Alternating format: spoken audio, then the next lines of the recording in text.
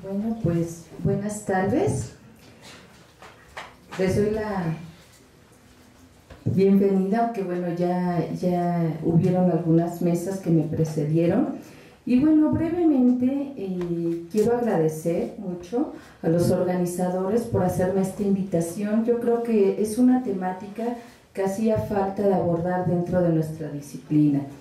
Y además, yo creo, visto desde distintos enfoques, como estamos viendo, que se pueden integrar, se pueden conocer, se pueden generar nuevos conocimientos a partir de todas estas disciplinas, de todos los colegas que además no nada más son de la propia disciplina, sino de otras.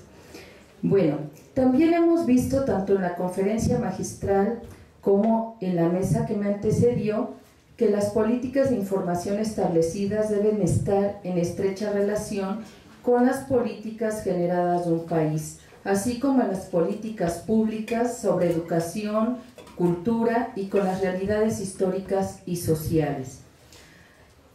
Además de las políticas en información, las tecnologías y las redes informáticas, que en esta mesa se abordará un poco de ello, además de otros temas muy interesantes para poder entender las repercusiones y la implementación de las políticas informáticas en algunos ámbitos de nuestro país. Bueno, sin más preámbulos, presento a los ponentes de esta mesa, los cuales cuentan con una amplia trayectoria profesional, pero que bueno, solo abordaré en términos generales para dar más tiempo para las preguntas posteriormente. Primeramente nos acompaña el doctor Rigoberto León Sánchez. Él es licenciado en Psicología Educativa por la Facultad de Psicología de la UNAM.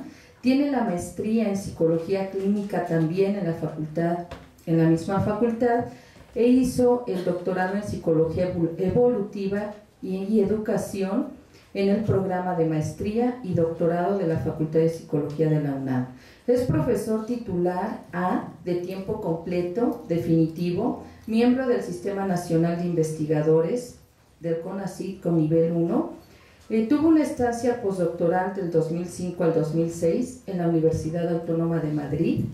Es investigador responsable en el convenio CEP-UNAM para el análisis de los libros de texto dentro de la Reforma Integral de la Educación Básica 2009. Y dentro de sus producciones tiene Epistemología, Psicología y Enseñanza de la Ciencia, editado por la Facultad de Psicología, y también tiene otro libro titulado Las ideas de los niños sobre el mundo biológico,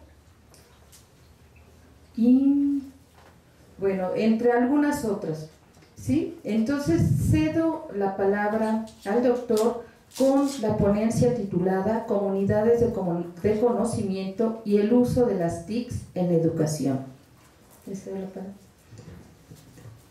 Muy buenas tardes a todos ustedes.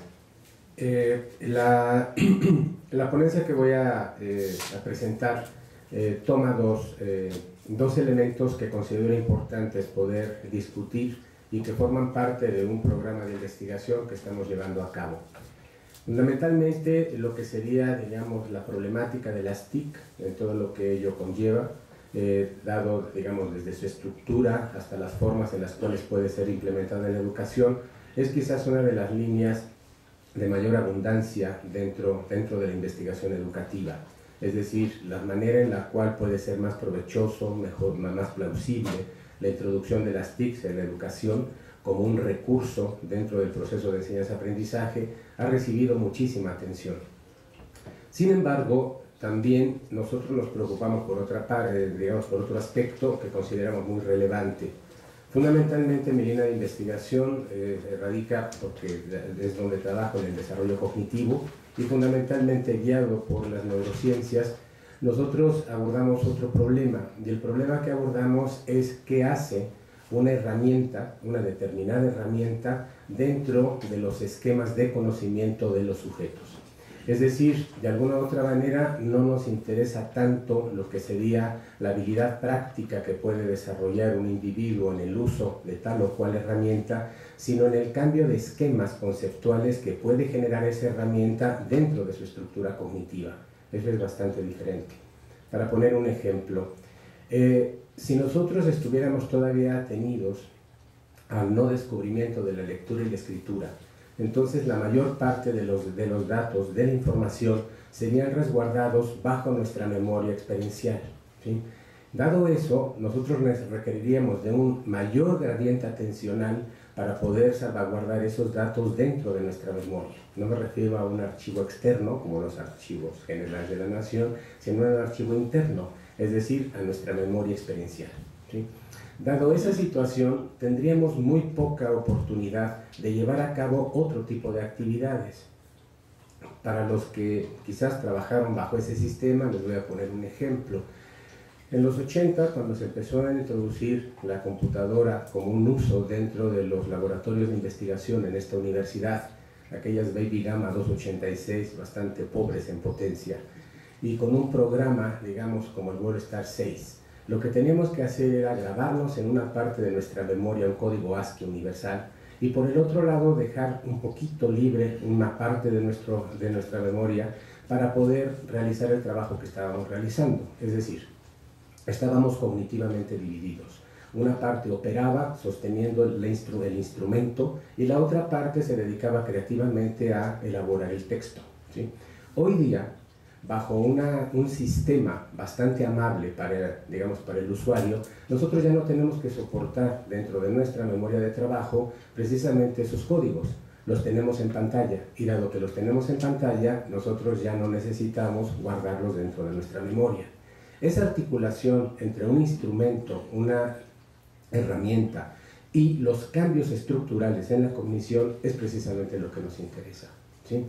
Hoy día no necesitamos dedicar gran tiempo a la memorización o a la repetición o al conocimiento de ciertas mnemotecnias para salvaguardar la historia de nuestra tribu.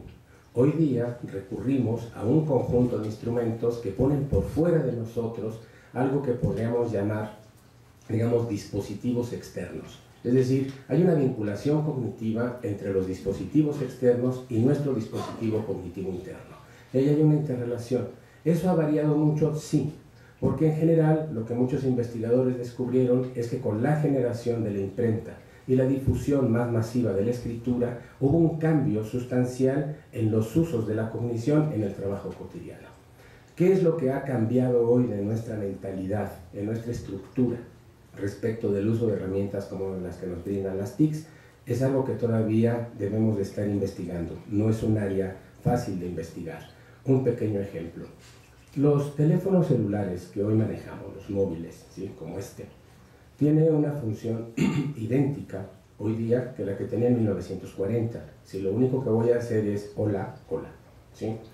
Pero si voy a hacer uso de los sistemas de internet que tiene este dispositivo, o mejor dicho, de los mensajes, entonces resulta que paso de un instrumento personal a un instrumento colectivo.